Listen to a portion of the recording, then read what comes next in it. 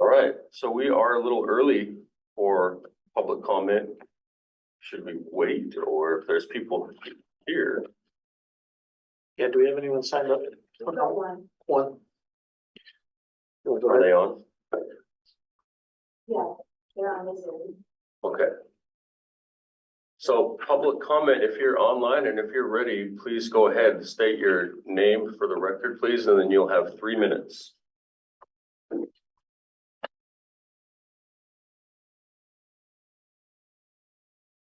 Oh, we need to call, right? Oh, yeah. Oh, Oliver, that's Oliver. Bill. Oliver? Hi, y'all. Yeah, thank you for having me. My name is Oliver Miska. I'm working with a growing coalition of community organizations and a board member of Washington Ethnic Studies now. I'm excited to be meeting with SB policy staff about ensuring ethnic studies is incorporated into the draft of the 4-year strategic plan and the profile of a graduate. These calls are not new, so I'll give a little bit of background. Since before 2020, but the most recent legislation, there's been a clear call for ethnic studies. The current climate of the world and our schools, we know there's a need for it.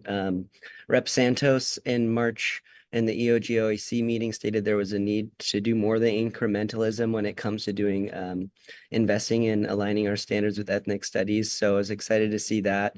And so, yeah, we're really excited. You know, there was a resolution of intent in 2021 for the mandate for ethnic studies, but, you know, there's been some conversations that we're excited to be having with legislators and working on upcoming legislation to think about what the pathway to a mandate really looks like so that we can ensure that teachers are trained first. And so that we're working on a specialty endorsement that's integrated and that works on cross-crediting courses that will not require additional requirements for students.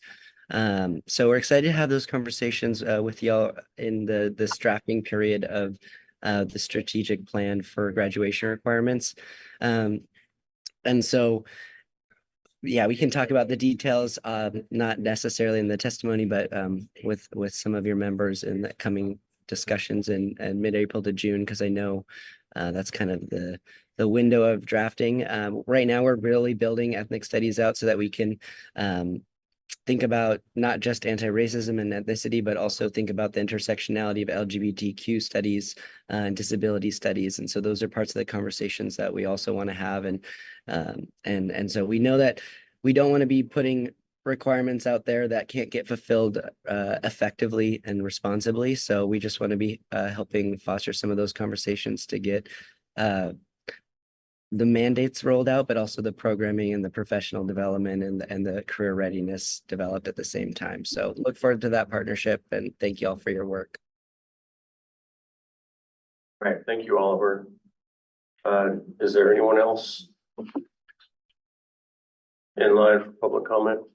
No one else has turned out, but perhaps part of that.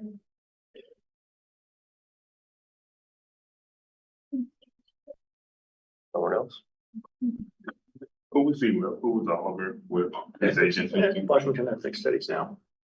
Thank you. Oh, yeah, so Miranda. We do, that's kind of that.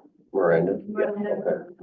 Looks like Miranda is online. So please state your name for the record and you'll have 3 minutes, Miranda.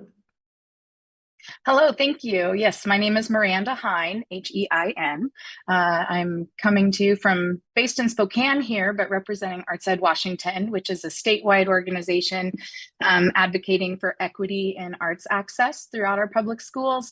I wasn't actually going to say anything, but Oliver, I really appreciated how you presented the work and the conversations you're doing, and it did resonate with me, so I want to add this. I really appreciate the work that the State Board of Education is doing. Before this role, I was a career educator for almost 20 years. And I think that having open conversations is just so vitally important.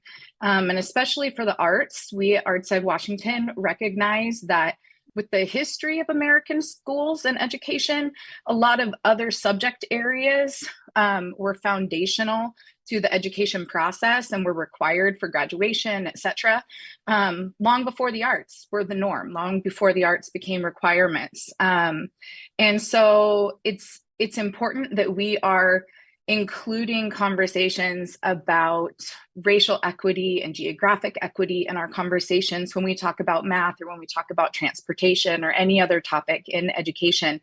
We also at Arts Ed Washington think it's important to keep the arts in conversation in that same way.